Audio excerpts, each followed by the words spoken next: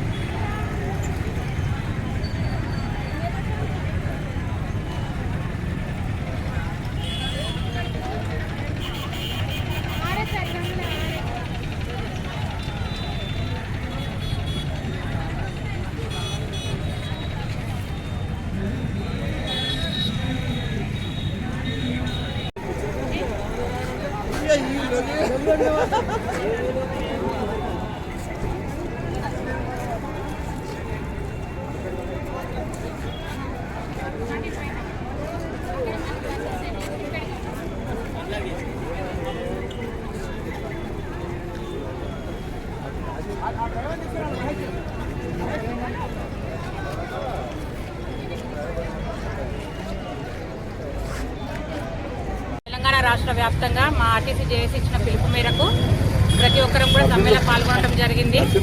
ముఖ్యంగా మా ప్రధాన డిమాండ్లు ఏంటంటే ఆర్టీసీని ప్రభుత్వంలో వెంటనే రేవంత్ రెడ్డి గారు ఇచ్చిన సూచన మేరకు, రేవంత్ రెడ్డి గారు ఇచ్చిన మాట మేరకు మా ఆర్టీసీని వెంటనే ప్రభుత్వంలో విలీనం చేయాలి. అలాగే వెంటనే యూనియన్లను పునరుద్ధరించాలి, పెంచిన పని భారాన్ని తగ్గించాలి. మా న్యాయపరమైన డిమాండ్లను వెంటనే మాతో జేఏసీతో చర్చించి పరిష్కరించాలి. ఆర్టీసీని వెంటనే, ముఖ్యంగా ఆర్టీసీని వెంటనే ప్రభుత్వంలో విలీనం చేయాలని మా ఆర్టీసీ జేఏసీ తరఫున కోరడం జరిగింది. ఆర్టీసీని వెంటనే ప్రభుత్వంలో. మరిన్ని అప్డేట్స్ కోసం మా ఛానల్ ని సబ్స్క్రైబ్ చేయండి.